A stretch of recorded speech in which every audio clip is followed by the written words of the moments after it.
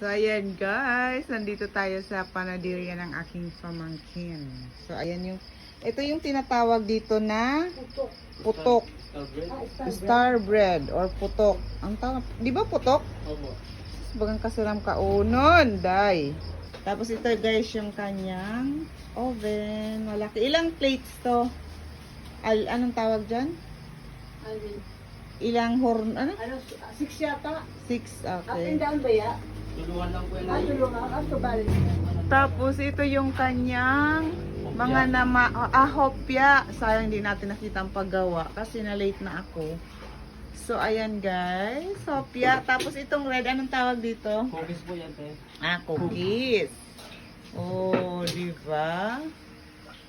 Guys, andito po ako sa Bicol at ito ay bakery ng aking pamangkin. Itong itim, ano to? Ano po? Itong itim, Yung ube. Yan, yung cookies na yun po yan, kasi nagulong sa sukal. Pero ube. Ito, gusto ko tong tinapay na to, oh. Ewan ko anong tawag dito, pero gusto ko to. Ano po? Itong yellow. Tinahar po yan, te. Tinahar na. Gusto ko yan. Ito yung mga old time favorites. Di ba? So, ayan na. Cookies din yan, di ba? Ano po to? Potosiko. Oo. Ina na dako. Nanay na nasa baba. Yung ano po yan? Yung cookies din dyan, te, kasi may palaman na violet. Ang tawag ng plaka. Ang i-slice ina ng perigirag sa da, Opo. di ba? Opo. Ooh, nice. Di ba? Oh. So, may makina sila. So, ganyan. Minamasahan.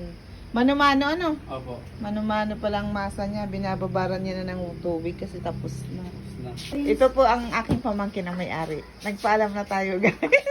Ayan, di ba? Ang ganda. Pangarap ko din to. Oh. Okay lang yan. Ganyan talaga ang realidad ng bakery. Di ba? So, ang ano niya, ang shop or yung parang bake shop.